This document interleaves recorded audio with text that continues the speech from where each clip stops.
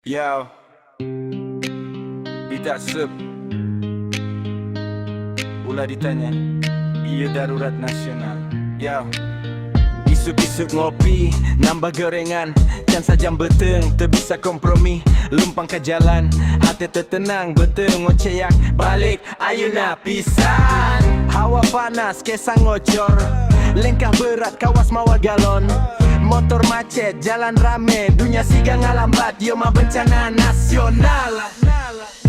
Terkuat hayang isi, beteng nyeri, terbisa kompromi. Terkuat hayang isi, wes sejauh iman diuji, ayo nak kene. Terkuat hayang isi, lengkah lompat siga atlet lari. Terkuat hayang isi, ya Gusti punten upami telah deui hagia. Yo, ninggali wese umum panon ngagen klang, tapi tulisanana rusak punten hati ragrak. Jiwa murah betong muter siga roller coaster mabok. Nong ye nongkrong ariung jeung batur, tingkah kalakuan jadi aneh jeung kaku. Batur nanya ku naon maneh, kuring ngajawab tenan naon bari nahan semesta. Nahan napas, nahan rasa, nahan dosa nu hayang kaluar ayuna. Lamun ieu lolos abdi janji ngopi di kurangan gorengan dipupuskeun deui.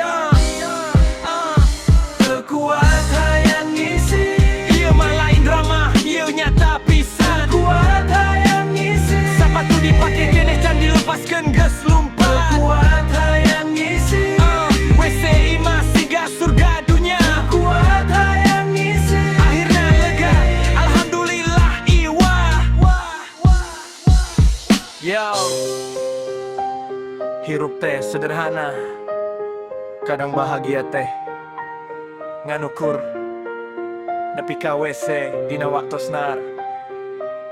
Yo, selesai. Terkuat hayang isi, beteng nyeri terbisa kompromi. Terkuat hayang isi, rasa jauh iman diuji, ayuna kene. Terkuat hayang isi, lengkah lompat siga atlet lari. Terkuat hayang isi, ya Gusti punten upami telat deui hakeun. Yo, yo, ieu darurat nasional.